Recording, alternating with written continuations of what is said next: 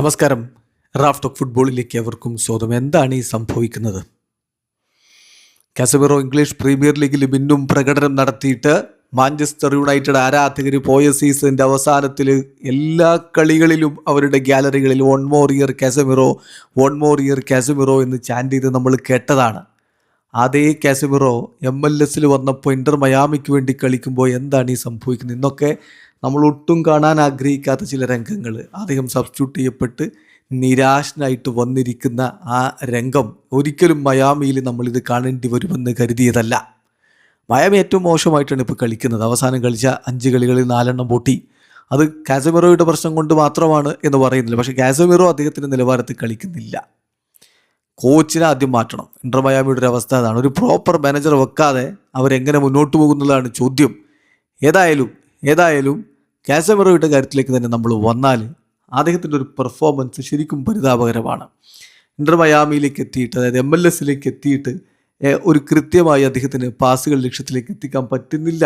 First ടച്ചുകൾ പലപ്പോഴും അദ്ദേഹത്തിൽ നിന്ന് മോശമായ രൂപത്തിൽ വരുന്നു. ടാക്കിളുകൾ കൃത്യമായിട്ട് ചെയ്യുന്നില്ല. ഫൗളുകൾ കമ്മിറ്റ് ചെയ്യുന്നു. അതുപോലെ ഗോളിലേക്ക് വഴിവെക്കുന്ന എറേഴ്സ് സംഭവിക്കുന്നു. എന്താണ് ഇവിടെ സംഭവിക്കുന്നത് എന്നുള്ളതാണ്. ഇന്റർ മയാമിയിലേക്ക് കാസമിറോ എത്തിയതിന് ശേഷം ടീം നിരന്തരം തോൽക്കുന്നൊരു സാഹചര്യം കൂടി അവിടെ സംഭവിക്കുമ്പോൾ ആരാധകർ അത്ഭുതത്തോടു കൂടി നോക്കുക. കാസമിറോയുടെ ഒരു കണക്ക് നോക്കിയാൽ അദ്ദേഹം മയാമിയിലെത്തിയിട്ട് 8 കളി കളിച്ചു, 4 പൊട്ടി. 4 പൊട്ടിക്കഴിഞ്ഞു എന്ന കാര്യം ശ്രദ്ധിക്കുക. 2 വിജയവും 2 സമനിലകളും. ഇതാണ് അവസ്ഥ.